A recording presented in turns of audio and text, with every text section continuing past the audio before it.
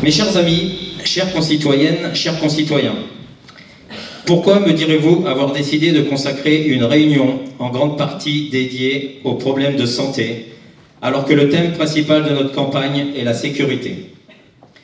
Tout simplement, chers amis, parce que la santé est un domaine essentiel à part entière de la sécurité. Premier magistrat de la commune, le maire est le chef de la police municipale chargé d'assurer le maintien de la tranquillité publique, de la sûreté et de la salubrité publique, conformément à l'article 2212-2 du Code général des collectivités territoriales. Il est titulaire de pouvoirs propres. Il exerce pleinement des pouvoirs de police administrative. Conformément à l'article 16 du Code de procédure pénale, le maire et ses adjoints ont la qualité d'officier de police judiciaire. L'exercice de ces pouvoirs s'effectue sous le contrôle du procureur de la République. La salubrité publique. Les différents représentants et dirigeants des communes ont toujours par le passé assumé la responsabilité de la salubrité publique. Au Moyen-Âge, ce fut particulièrement le cas pendant les terribles périodes d'épidémie, des fléaux liés à la guerre ou aux invasions, ou encore après des sinistres pour causes naturelles. Si les maires, échevins, bourgmestres, prévôts et autres édiles des temps jadis n'avaient pas instantanément pris les bonnes décisions, les réquisitions, les quarantaines, les crémations et les mesures d'assainissement nécessaires, certaines abominations comme la peste se seraient encore davantage étendues et auraient fini par ravager le pays tout entier. En l'an 1632, Vierzon fut elle-même dévastée par la peste. Les chroniques rapportent que c'est après une procession et l'invocation de la protection de Sainte Perpétue, que le fléau se serait brutalement volatilisé. La sainte est devenue la patronne de la ville, et je ne saurais remettre en doute sa protection tutélaire. Je suis pour autant intimement persuadé que les modestes représentants des forces locales, rationnelles et temporelles, ont associé leurs efforts aux forces spirituelles. Car l'un ne saurait empêcher l'autre, ni s'en passer dans un pays comme dans le nôtre. Plus récemment, et moins dramatique, nous avons été confrontés à la Covid-19.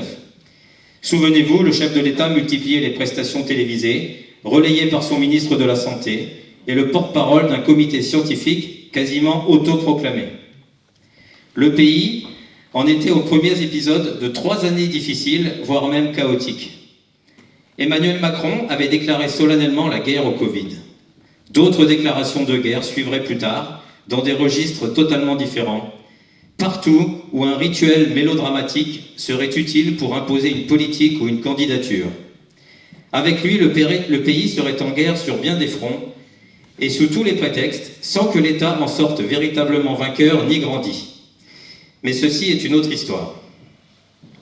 En 2020 et suivante, le pouvoir politique est allé très loin dans les contradictions, les revirements, les chasses aux sorcières et même les mensonges. Mais les maires et les communes, eux, ont été très présents sur le terrain, loin des cacophonies, pour anticiper et prendre les bonnes initiatives.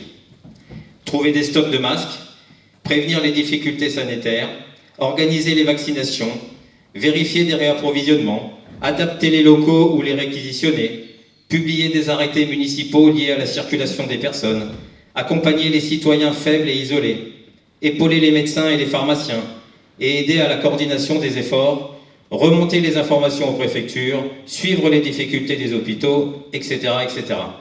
De fait, les maires étaient redevenus les plus grands communs rassembleurs, car leur expérience de terrain leur conférait une supériorité d'efficacité. Merci.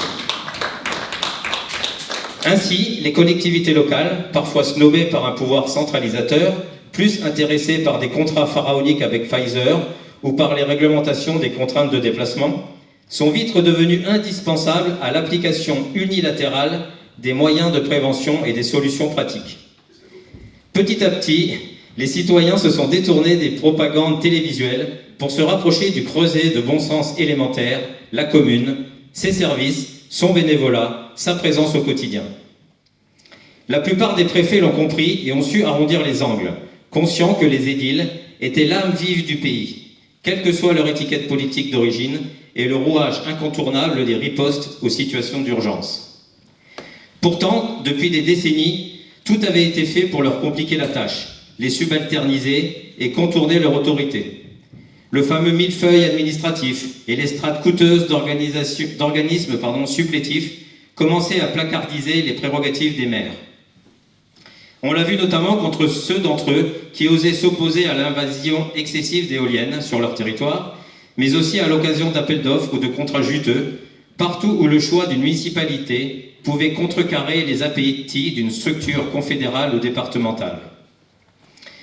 Aujourd'hui, sans que ces manœuvres de substitution soient vraiment interrompues, le pouvoir politique central, incapable de faire régner la sécurité partout, a finalement consenti à laisser aux communes le soin d'assurer la sécurité des citoyens dans leur périmètre, comme si le gouvernement consentait à partager le pouvoir régalien. C'est là une vue de l'esprit, pour ne pas dire un péché par omission, car en fait, le pouvoir régalien n'a jamais pu être confisqué politiquement aux maires. En réalité, ils ont su assumer dans ces domaines les tâches les plus ingrates, quitte à être parfois même désavoués par l'État, et plus souvent encore privés des moyens qui leur auraient été dus. Les compétences et prérogatives régaliennes n'ont jamais cessé d'être à la portée des maires. Certains les ont assumées, d'autres ont préféré les bouder pour des raisons idéologiques, malheureusement. Ces prérogatives régaliennes sont toujours la sécurité des biens et des personnes, la sûreté, la proximité avec les familles, les faibles, les démunis, pour garantir une justice sociale, la salubrité, qui englobe aussi la politique locale de santé, et la recherche inlassable de tous les moyens pour pallier ces insuffisances, également la prise en charge de la scolarité des plus petits, auxquelles peuvent s'ajouter les politiques de respect de l'environnement, du patrimoine et des cultures et racines locales.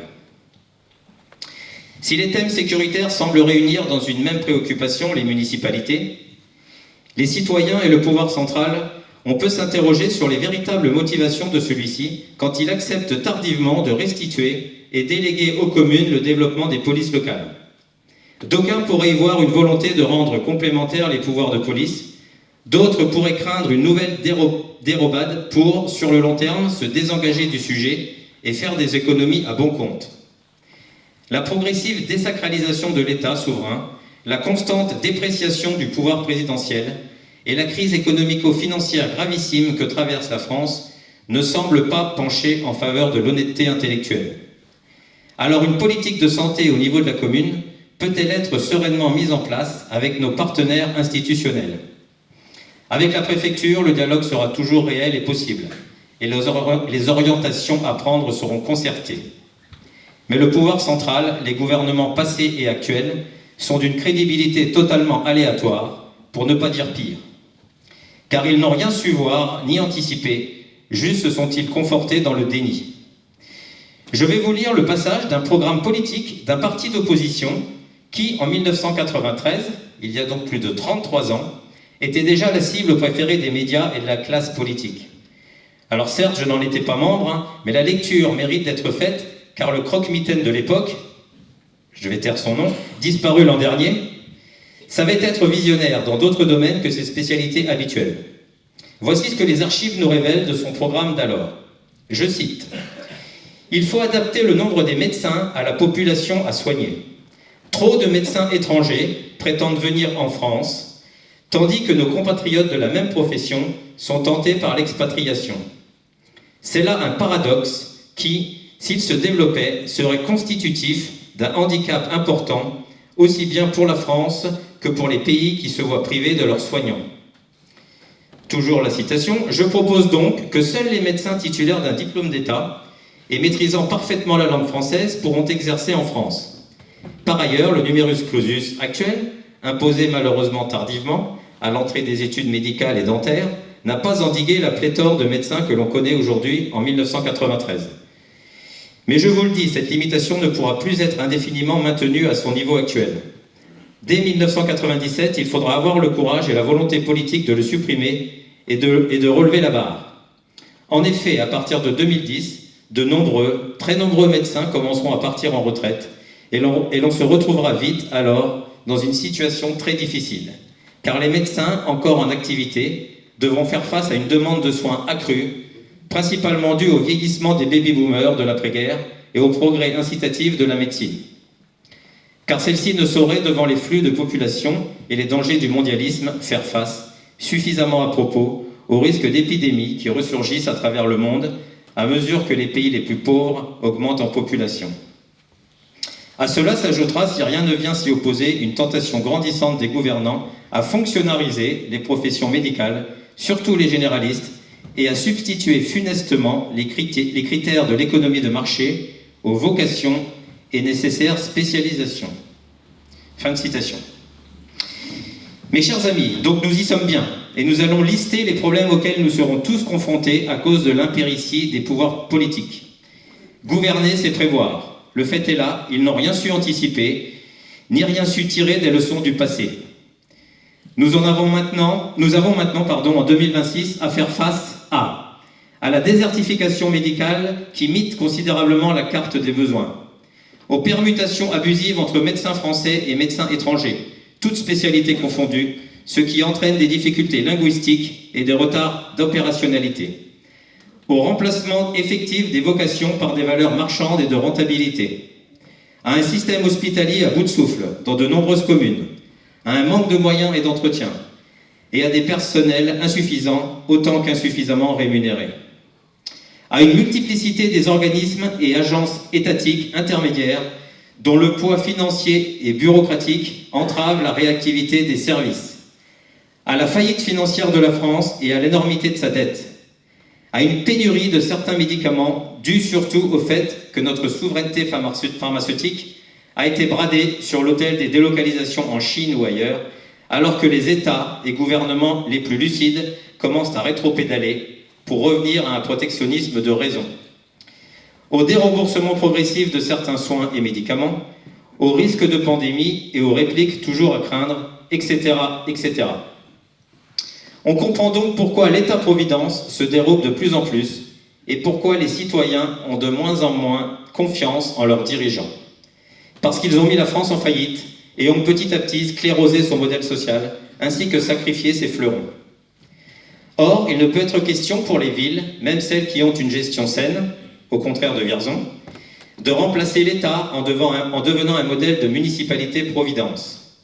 Cela n'est pas possible, les moyens ne le permettent pas, et les villes subissent par onde de choc les conséquences des échecs des gouvernements successifs et des crises. Il y a aussi une indissolubilité entre le traitement médical de la santé et le traitement social de la patientèle dans une ville comme Vierzon, qui abrite un grand nombre de démunis. Par exemple, combien de temps les centres de santé, héritiers des dispensaires d'autrefois, pourront-ils continuer de proposer des tarifs conventionnés et donc la non-avance des frais par le recours au tiers payant?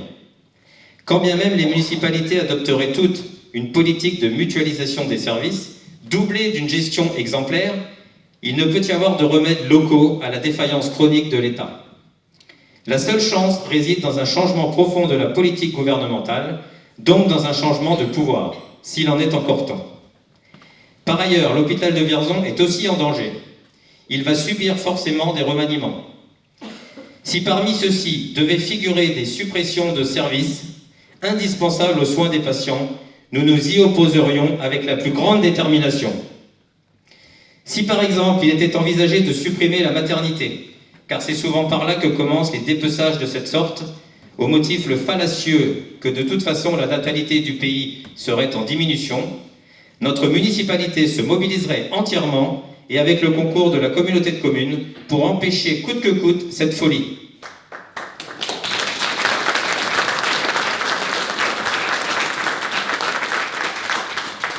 La disparition de l'hôpital serait une forfaiture.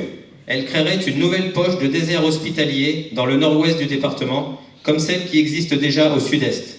Il n'y aurait plus rien entre Bourges et Romorantin. Les délais d'intervention occasionnés seraient extrêmement dangereux pour les soins les plus urgents et les maternités à risque, dans une zone de plus de 60 km². Enfin, je le dis avec la plus grande gravité. Si un nouvel épisode d'une réplique de Covid ou toute autre urgence pandémique devait un jour prochain apparaître, en l'absence d'un hôpital à Vierzon ou à défaut des services dédiés, le nombre de victimes serait dramatiquement plus élevé car les moyens municipaux deviendraient vains sans couverture hospitalière immédiate. Une sous-préfecture comme Vierzon fait partie du maillage indispensable à une politique efficace de lutte contre les fléaux. Alors certes, nous n'avons rien à reprocher en matière de santé à l'équipe municipale précédente, dans la mesure où tous ont rempli leur devoir dans des situations autant imprévues que très graves. Il serait indécent pour moi, pour nous, de vouloir exploiter telle ou telle difficulté inhérente au contexte de l'époque. Nous avons seulement à cœur de vous dire que, dans le cas où nous serions élus en mars prochain, nous nous attacherions à notre devoir de citoyens et de magistrats et que nous ferons le nécessaire pour nous préparer à toute éventualité. Aucun miracle ne sera possible, en dehors d'avec la compassion de Sainte Perpétue, pour les raisons exposées précédemment à propos de la conjoncture politique et de la crise actuelle. Mais nous comptons bien utiliser tous les pouvoirs mis à notre disposition par les lois et nous réservons le droit de nous en approprier d'autres s'ils sont vacants et applicables. En vertu de la loi du 15 février 1902 et de la loi du 7 août 2015, portant nouvelle organisation territoriale de la République, nous nous engageons pour notre part à prendre en conseil municipal et dans toutes les réunions idoines les mesures nécessaires pour prévenir et endiguer tous les risques de contamination et pour entreprendre toutes les mesures de désinfection indispensables, à assurer les bonnes conditions sanitaires de la commune, à maintenir le centre de santé opérationnel et à prévoir un deuxième CDS à moyen terme dans un autre quartier de la commune, à siéger dans les conseils d'administration des établissements publics de santé dans la ville, à signer tous les arrêtés nécessaires au maintien de la santé et de la sécurité des habitants, à étudier et mettre en œuvre tous les moyens disponibles pour recruter des soignants afin de pourvoir à tous les besoins essentiels, à faciliter toutes les coordinations utiles entre les différentes structures du domaine médico-social pour faciliter le suivi et l'accueil des patients, à développer toute information nécessaire sur les moyens de prévention, de désinfection, de précaution, de préservation de la santé et d'accès aux soins dans les établissements publics et municipaux et à développer les moyens préventifs contre les MST, à lutter inlassablement contre les trafics de drogue qui empoisonnent notre jeunesse et contre toutes les addictions susceptibles de dénaturer les rapports sociaux, à veiller aux meilleures conditions d'hygiène et de diététique dans les menus des cantines scolaires, à rester attentif sur les besoins des personnes en situation de handicap, à développer avec les entreprises des zones commerciales et industrielles des projets d'implantation d'infirmeries dédiées et de défibrillateurs, à surveiller de près les conséquences de la pollution de l'air et de l'eau sur la santé des habitants, à étudier tout moyen permettant le maintien et l'amélioration des services hospitaliers malgré la pénalisation budgétaire dont la ville souffre, et ce, en sollicitant tous les partenaires utiles ou volontaires et au premier chef en consultant les forces vives de la ville, c'est-à-dire les chefs d'entreprise. Ces problèmes s'atténueront si et seulement si notre politique volontariste d'accueil privilégié en direction des entreprises apporte à moyen terme un nouveau souffle économique à la ville. Si celle-ci change d'image et devient grâce à nos efforts plus attractive et attire donc, avec les nouvelles entreprises, davantage de population. Si ces nouvelles venues et installations sont confortées par les efforts de notre équipe en faveur de plus de sécurité, plus de propreté et plus de logements décents. Si nous réussissons à créer une émulation suffisante pour augmenter les recettes fiscales et ainsi prévoir des investissements utiles et urgents afin de restaurer une bonne image de la ville. Et enfin, si nous développons une vigilance constante sur les besoins des soignants et des patients et une réactivité performante dans la recherche de nouveaux praticiens afin de leur proposer une installation optimale. Ce ne sont pas des vœux pieux, ce sont nos objectifs. Je vous remercie.